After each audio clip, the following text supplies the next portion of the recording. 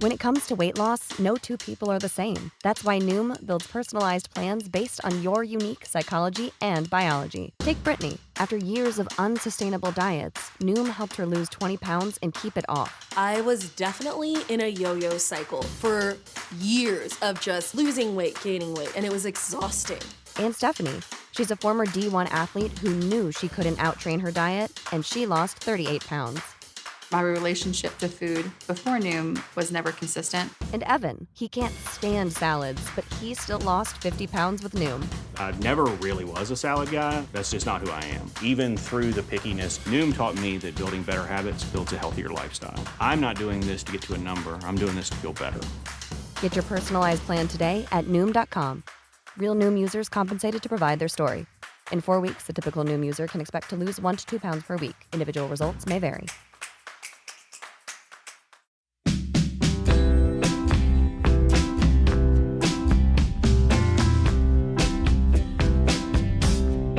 Well, hey there, sweet peas. Welcome back to Friendless, the only show that tries to teach you how to be a better friend while I lose every friend I have. I'm your host, James Avramenko, back with a brand new update. A little guy, I think is what I was calling them, to celebrate a very, very special day. It's my birthday, or it will be in a couple days after this episode comes out, but it just didn't line up with the Tuesdays, so you just go along with it, okay? It's my birthday week. It's my birth week, okay? I am a Virgo, and I deserve some respect. That's one thing I've been noticing lately. People hate Virgo season, and I am not here for it. I cannot abide this Virgo undermining this unfounded and unearned reputation for people hating August. August is a fabulous month, okay? Yes, is it too hot? Obviously. Yes, if you are of a certain age, are you about to go back to school? Sure. Everybody else, did you not get a summer break? And so you just worked through the whole thing and you're just reminded that time is forever rolling forward and you're only getting older and you never will get back that freedom or the joy that you once felt as a child getting summer holidays? Sure. But I was born, so that's pretty good. I have been away a little bit. I had to take some time away from some creative projects while I kind of recentered myself and processed some of the big things that were happening in my life. But I am back, and I am officially dubbing this episode 1, maybe more like episode 0.5, preview episode of season 6. You know, the seasons are a bit of an arbitrary demarcation of the show. I realize that they don't actually run at any kind of lucid pace or measurement, nor do they have any kind of flow or follow through. This is not HBO. I like to think that it's sort of like an NBC sitcom. You know, this was really big in like 1996, back before we had prestige television, and there was just the need to have content every Friday night, right?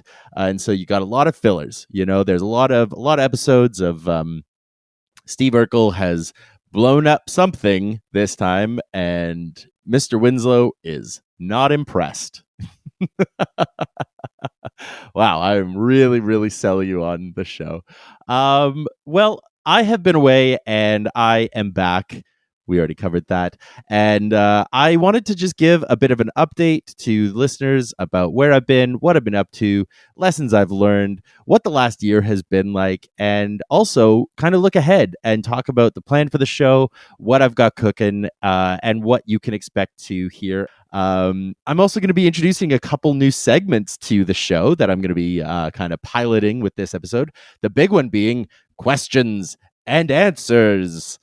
I couldn't come up with a better title for it, but I thought if I just said it really, really dramatically, that would kind of change things, right? You know, everybody's like, "Oh, I'd like you know, to talk to the audience or QA sessions or something," you know. So I just, you know, I kind of want to do like a pigs in space kind of thing, you know, questions and answers.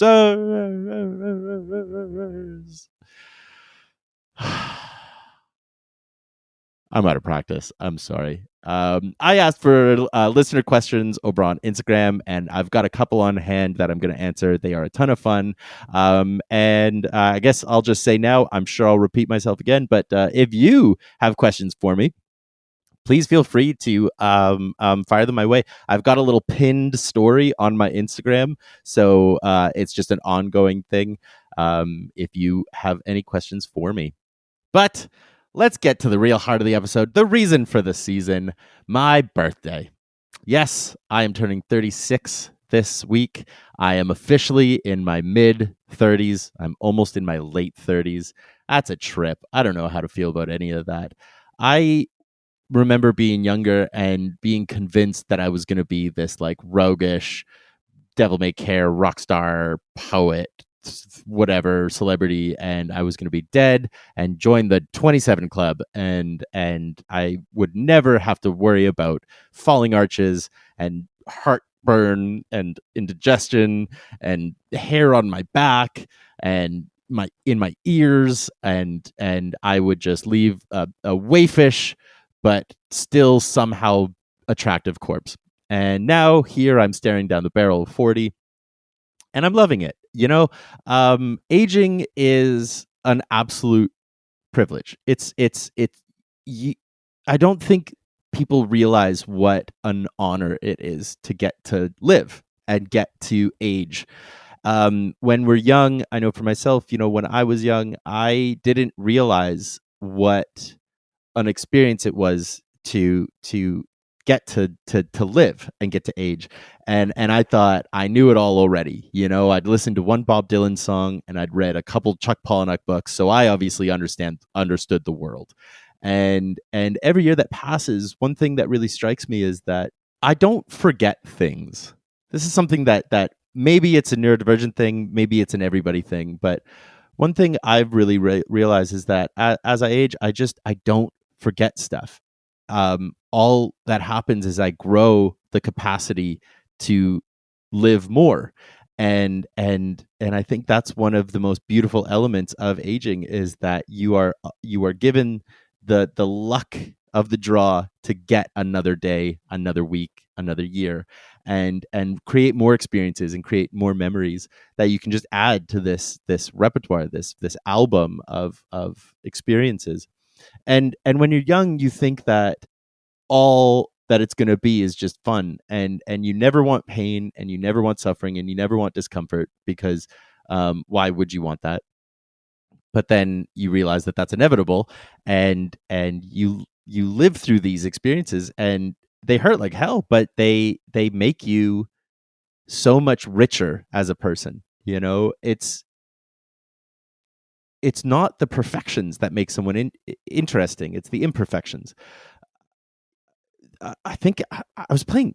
I think this was. I was playing like Mortal Kombat 11. I think is what it was the other day, and some character had a line about how nature demands perfection, and that's not what nature is.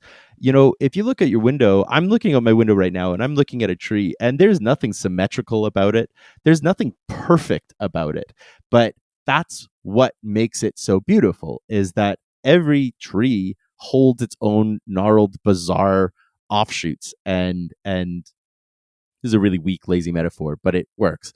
I'm not interested in a perfect life. I'm interested in an interesting life, and interesting things come out of living and out of experience, and not every experience is going to be soft and gentle and enjoyable. If I've learned anything through therapy, it's that not every feeling is bad. In fact, no feeling is bad. Anger is just as good an impulse or energy or feeling as joy, and in fact, joy isn't a good feeling.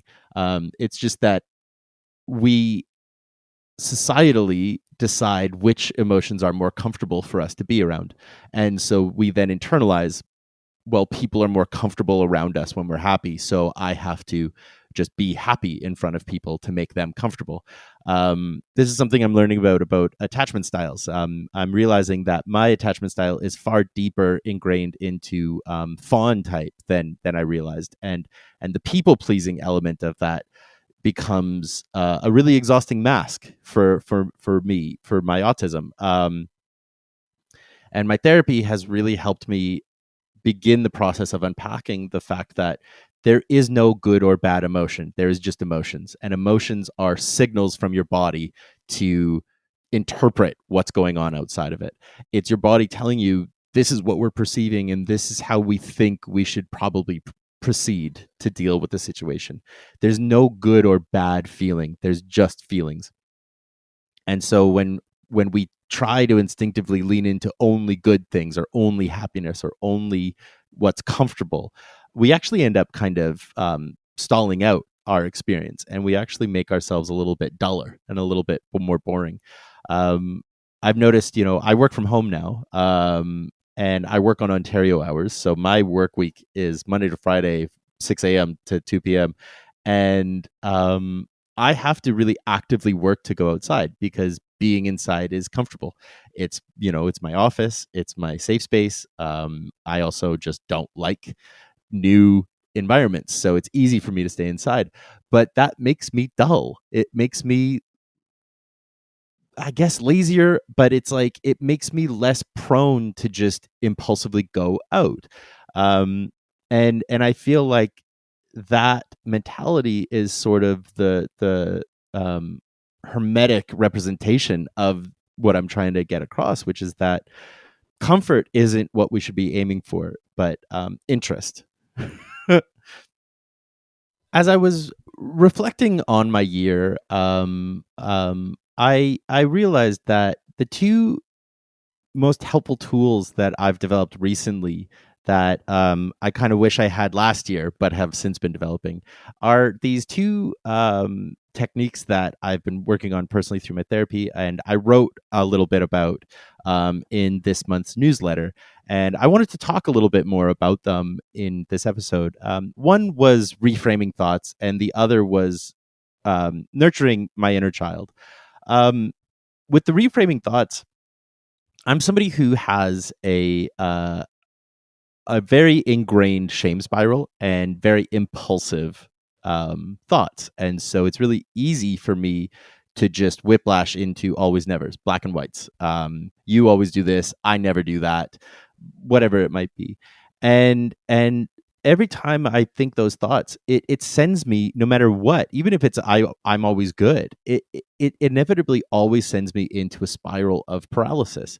Because if something is eternal, then it can't be changed and it can't be moved. And I am working so hard to dismantle that internal feeling that has been bred into me from decades of that thinking, and I'm trying really hard to address it within myself.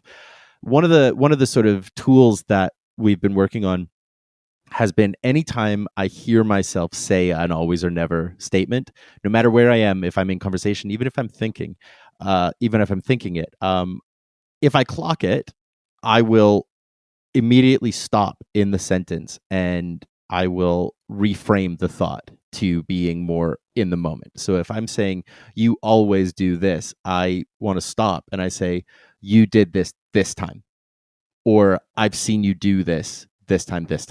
Specificity. Ooh, that's a hard one. Specificity. Um, you know, I never becomes, I have had difficulty with this. It's just a way to really gently but mindfully unpack that eternal thinking.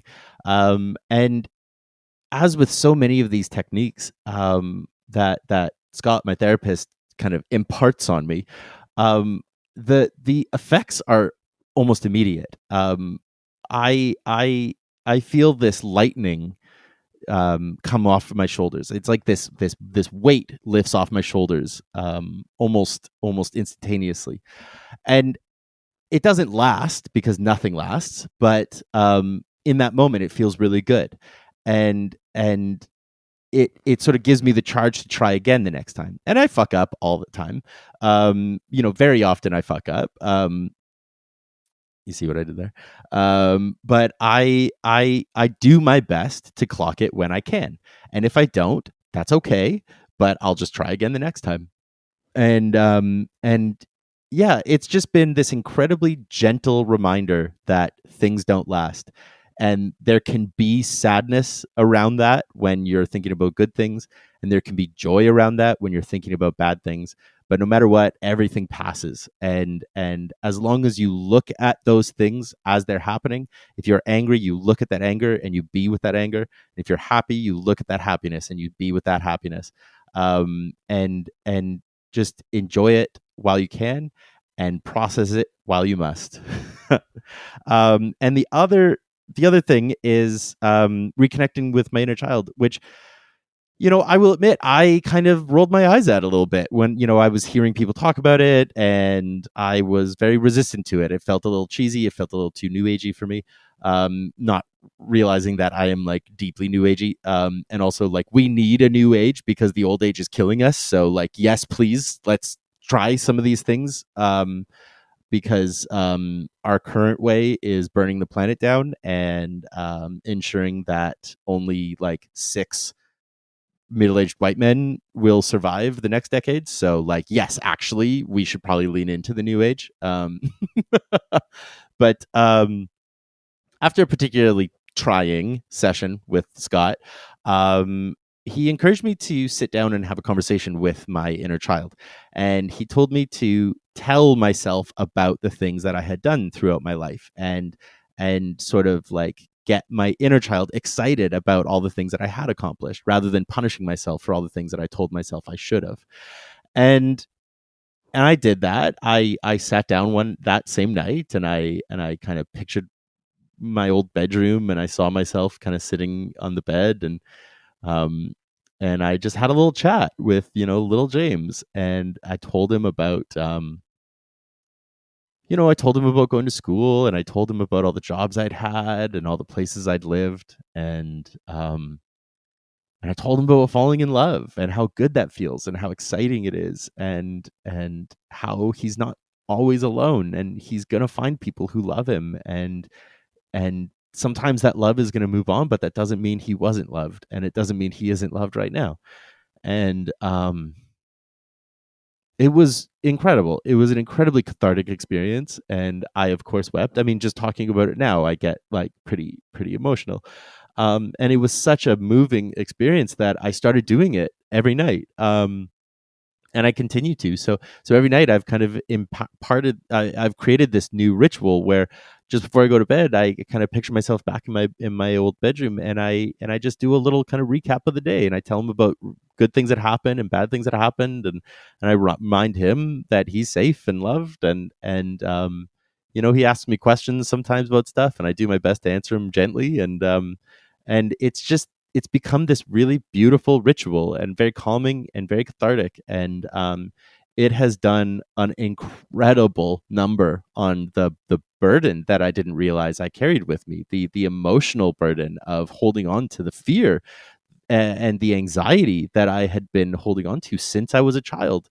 Growing up with a really unstable mother and a pretty absent father, and not having those rooted stable connections that I needed as a kid, left me feeling really afraid of the world, and I masked that through years of being the class clown and outspoken and goofy and wacky and loud, and then coming home and being exhausted.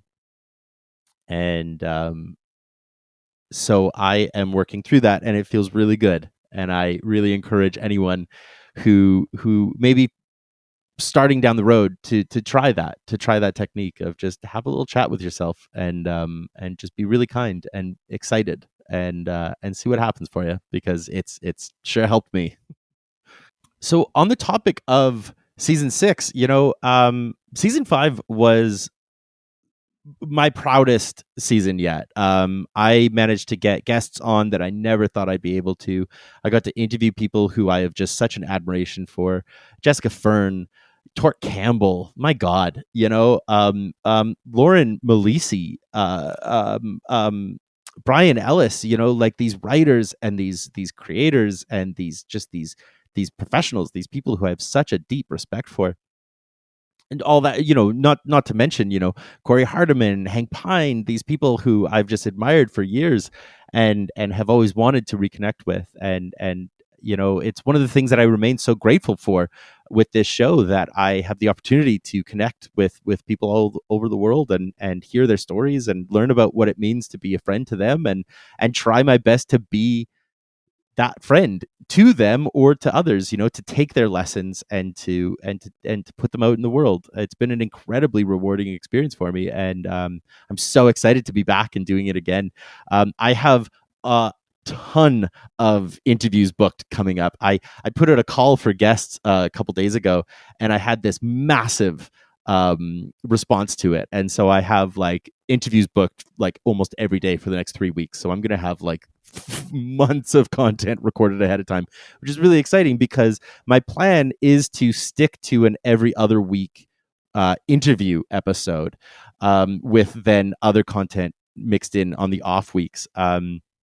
I have ideas for other writing. I am putting the book on hiatus just because the editing process stalled out, and I don't want to present it that way anymore. I want to go back and do a bit of a teardown of it and present it probably on the Substack or some other way.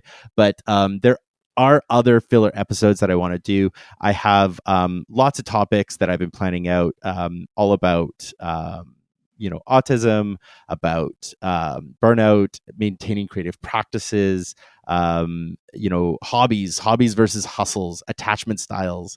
I've just got all kinds of different topics that I want to talk about that I'm going to be filling in with those little guy episodes. So lots more stuff coming down the pipeline. The first episode is going to be out early September. I'm just sort of popping in with this episode because it's tradition for the birthday week, but I will be going back for another couple weeks off while I sort of round up all the content and get it edited and prepared. Because, as I mentioned, I am trying my best to do not only audio, but video as well. And I am just doing this by myself. This remains a completely independent, completely passion project. I don't have any funding from anything. I'm not attached to a network. This is just me recording stuff on impulse and editing it on my time. So I just ask that everybody has some patience and bear with me while I get it all through. There is so much good stuff in the pipeline that I'm so excited to share. So just stick around for that.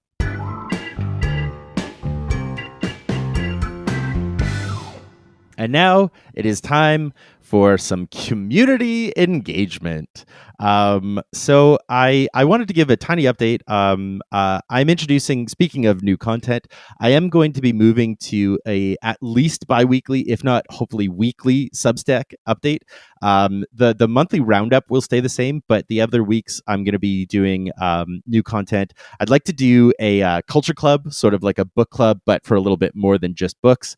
So I'd like to be doing like a movie club, music club, book club, sort of pick one piece of content a month and then have, sort of my discussion points, potentially invite people in to have a live discussion, whether that's on Discord, whether we record it and put it up as an episode. That's still being fleshed out, but that's going to be out initially on the Substack. I also, to encourage some outreach, I wanted to put it out to everyone listening. Be a guest on the show. There is a Calendly link on my Instagram that you can find that if you would like to be on Friendless, just fill out that calendar. Find a time that works for you, reach out to me, book it, and let's get you on the show. Even if we've never met, if I don't know anything about you, just book it. I would love to talk to you. I'd love to hear your story. I'd love to hear what you think being a friend means. So please reach out, book yourself in, and let's have a chat. And on that note, let's do some questions and answers. That needs work. I'm still not impressed with that one. But so we've got 6 questions this week. Tons of questions. So let's try and get to a few of them. So question number 1, if you were a pet, what would you be? And who would you want to own you and why? And this is a great question. I love this question because in the past, I have been described as a golden retriever made human form. And I've always really loved that description. But I don't know that a dog fully works for me because I think as I'm thinking through the characteristics of a dog, I'm like, actually, no, it does work pretty good. And especially a golden retriever because they're very alert and very excitable, but also easily distractible. And they are unconditionally loving and then do just like really stupid shit every once in a while on impulse. So actually, you know what? That works. um, I was thinking more along the lines of I would love to be a rat. I think rats are so incredible. You know, I fostered a rat last year, little Putsky, R.I.P. Love you, little buddy. I I just think rats are so fascinating. They're so much smarter than we give them credit for, and their tiny little thumbs are just the cutest little thing, and their big old nuts are just hilarious. So I'm conflicted. I feel like I would want to be a rat, but I feel like I would probably be a golden retriever. And then in terms of who would own me, um, I haven't really put enough thought into that one. I don't know if we get a say in who owns us. And I think that that's the tragedy of life. You know, as Bob Dylan once said, you're going to have to serve somebody, right? And so I think I would hope that I would be owned by somebody who loved me and nurtured me and understood that when I'm impulsive, it's just that. It's nothing more, and just kind of gave me a big yard to run around in and lots of chew toys, um, and just gave me lots of butt scratches. Because honestly, if you haven't had your butt scratched, you're missing out. You are missing out. Question number 2 is, what toys did we not make for current children but should have? And I've been thinking about this one because I'm not really like up to date on what toys are being made these days. So like there are toys from my childhood that I remember that I haven't seen come back, but I also don't like, I may be totally wrong. They might have brought it back with like a cool new, like, you know, sheen of paint or whatever. But like one of the things I absolutely loved as a kid, obviously, was Mighty Max. And like Micro Machines. And I remember there was a series of Star Wars ones that, you know, if you're unfamiliar with Mighty Max, it was like a little tiny diorama, and it would be like a clamshell case, and because it was for boys, it was for totally straight boys who like guts and monsters because we're straight boys and we don't push sexuality on children. No, because straight is normal. Straight's not a sexuality, it's just normal. Sorry. But it would be like a cool zombie head or a skeleton or a Frankenstein or something. And then you open it up and there'd be tiny little figurines, and there'd be Mighty Max with his cool backwards hat and his can't care attitude. And then monsters and little flip switches and stuff. And I feel like little dioramas is a thing, is an art that has been lost to this generation. And I don't want to say it's a good or a bad thing, but I know I had endless hours of fun with Mighty Max. So I think that I hope that they still make them if they do. And if they don't, I think that that is a great loss for our young generation. Question number 3. How'd you get such sick, strong, sexy legs? I love this question. It really came from I didn't get my learner's permit until I was 22, and I didn't get my driver's license until I was almost 30. So if I wanted to go anywhere, I had to walk. And I noticed in university that that gave me a very sleek, svelte, muscular tone. Couple that with using cigarettes as meal replacement, I was skin and bones, and it just stuck. I've just always had dem stems, and I continue to. I don't have a car again, and so I walk most places, with unless I'm feeling really lazy, in which case I'll take an Evo. But yeah, I got them legs honestly through diligence and hard work and not wanting to have a carbon footprint. um This is a good one. Question number 4. What are some nuances on making friends as a neurodivergent person that you experience? And this is a big question. This is actually one that I want to kind of cover in a broader episode, but it's because there's so many facets to the question. Because in one direction, it's like making friends as a neurodivergent person, and then it's the other side is being friends with a neurodivergent person if you're holistic.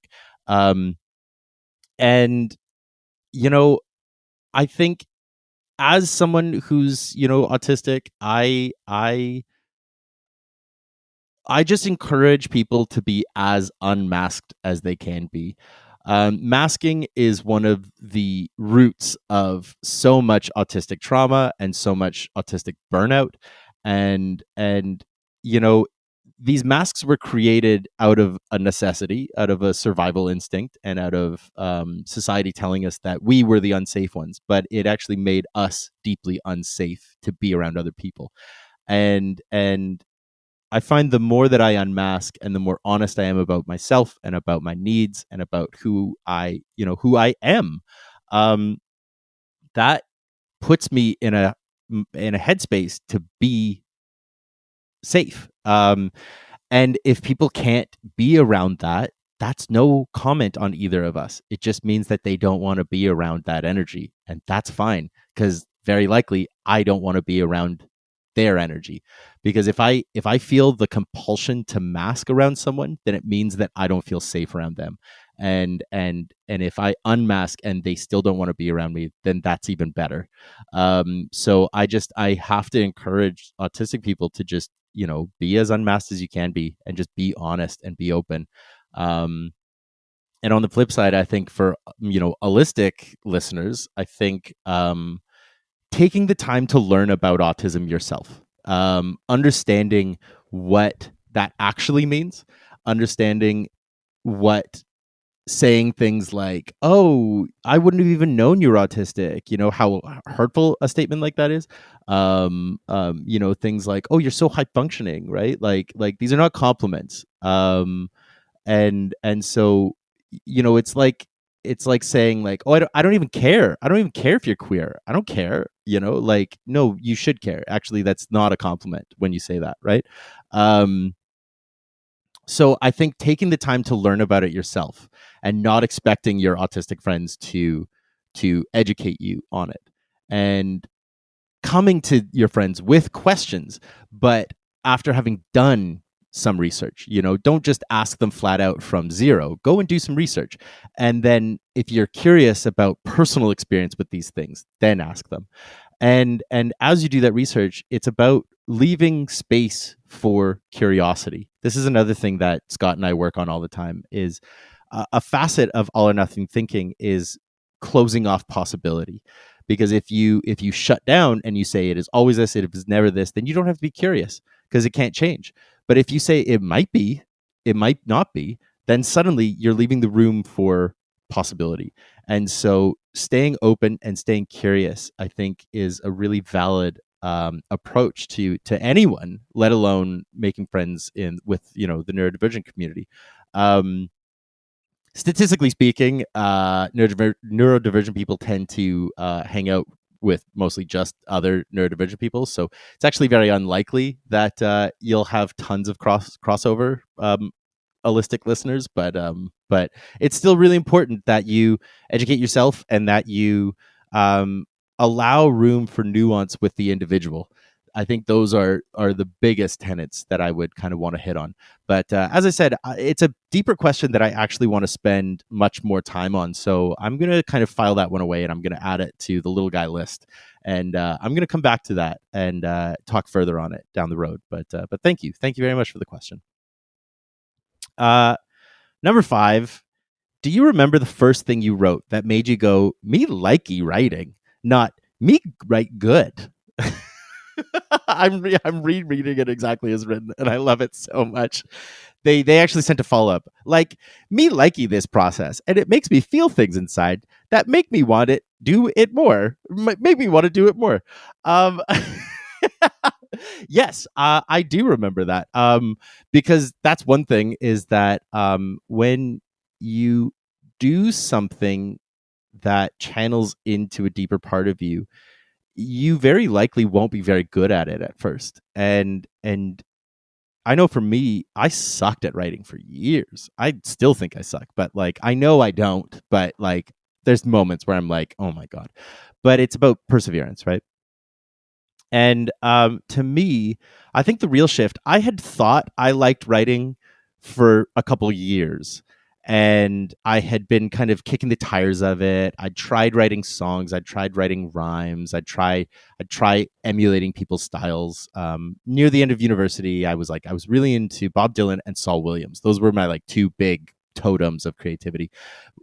Which like don't use either of them as your benchmarks because you will never live up because the complexity of that language is just like that's lightning in a bottle stuff.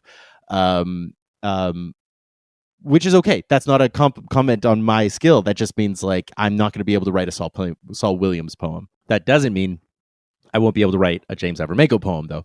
I just create syntax differently. But through that, I wasn't enjoying myself. I was punishing myself because I wasn't able to write like my heroes. And then I started that daily writing challenge. I sat down, I think it must have been about 2012. I sat down and I challenged myself to write a poem every day for 1 year. And it was about 1 week in after I had this epiphany moment where I was like, oh no, this is actually really fun. Every single thing I've written so far is dog shit, but I love holding myself accountable to what I say I want to do. And that's something that really came out of that whole process for me. To this day, I mean, I write a poem every single morning, and have done so for 10 years now. I actually, one of the things I was doing to sort of spin away, one of the things I was doing to help myself process through July was I took all the journals that I had filled since moving to Vancouver. So, about a year and a half of journals. And I read through them all and I sort of processed where I was now, the thoughts I was thinking at different stages of the last year and a half. And then I started transcribing the stuff that I liked. And I found that I have about 4 books worth of writing. So, all year I'd been telling myself I was incapable of writing a book. Meanwhile, I was writing 4 books. And so it's this comedy of time, right? Is that if I'm not able to sit down and write 10,000 fucking words or whatever dumbass thing it is, I am able to write 1 page every day. And that still gets me to the same goal. It just gets me there differently. And that's the stuff about the process. Starting that process with this poem a day thing, it was slow. It's been incremental. It's been 10 years, and, I have 3 books out. I've 4 drafted. I have a few other ones on the back burner. Like I have writing, and it just takes time. And then as I stuck with it, I started to enjoy some of the stuff I was writing. I do remember the first poem I wrote in that first year that I went, oh, that's actually a poem, and I really liked it. Um, um, but and to this day, like it takes 2 weeks for me to write one poem that I like. Like there's 13 pieces of shit that I flip over to every one that I stick with. But that's what art is. Art isn't perfection out the gate. Art is impulse and following that impulse and finding what the actual root of that impulse is. One thing that I've been unpacking a lot lately, this just sort of sparked something in my brain. Often my first reaction will be, something if it's an uncomfortable feeling. Let's say I'm feeling anger or sadness or fear, right? I will latch on to the thing that's happening in front of me and blame it. It's what you said that is making me angry. It's what you did that's making me sad. When really what's actually happening is impulse of something deeper is guiding me to that feeling. And so it's not actually what this person said to me that's making me mad. It's the memory of something deeper in me that's being brought up by my reaction. And to me, that's art, right? It's not about, or it's about looking at the impulse and figuring out where it came from. It's not about just saying the impulse and being done. That's pop music. Oh, fuck it. That's a good one. I like that line. All right. Last question of the week. Number 6. What is the best emo song of all time? Now, this was asked of me recently in a similar manner, and my answer was Welcome to the Black Parade. But I have realized that to me, that's not the best emo song ever. That is far and away my favorite emo song, but it's not the best one. I think the best emo song is You Know How I Do by Taking Back Sunday, off of Tell All Your Friends. It is not only a fantastic opener song to the album, but it also is so encapsulating of everything that I think of when I think of emo music. There's the sort of like logical rhetoric of angry autistics, like trying to explain emotions. There's also a very healthy dose of white middle class misogyny and screaming. So I think that those are my parameters. I really like all those in that song. I think that's my answer. But ask me in another week and I'll probably give you another answer. But those are all the questions for the week. Thank you so much for everybody who wrote in. I love those so much. If you have a question, as I said, find me on Instagram. You'll see the little sticky note. Just send a question in, and I'll try to answer it in a future episode. But that is everything that I had planned for the week, so I'm going to wrap that up here. Thank you so much for listening through to the end. If you are hearing this when it comes out, wish me a happy birthday. Be nice to me. It's my birthday. I'm old, okay? Please don't forget to rate and review this episode. Pull out your phone, give it a 5-star, say something nice in the comments. Reviews help push the show up the algorithm. The algorithm rules all, and it helps me out so much. If you want more Friendless content, please sign up for the Substack. As I talked about in the episode, there's tons of content coming down the pipeline. And there's going to be some exclusive writing that I'm going to start putting out starting next week for the paid tier as well. So lots of good stuff coming. Links are in the show notes. Please do sign up.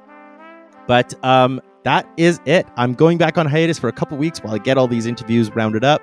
And but I will be back in September with season 6 of Friendless. So stay tuned. Until then, have yourselves a wonderful time. I hope to catch you back here when I am back. But I'm not going to worry about that now, and neither should you. Why? Because that is then, and this is now. So for now, I'll just say I love you, and I wish you well.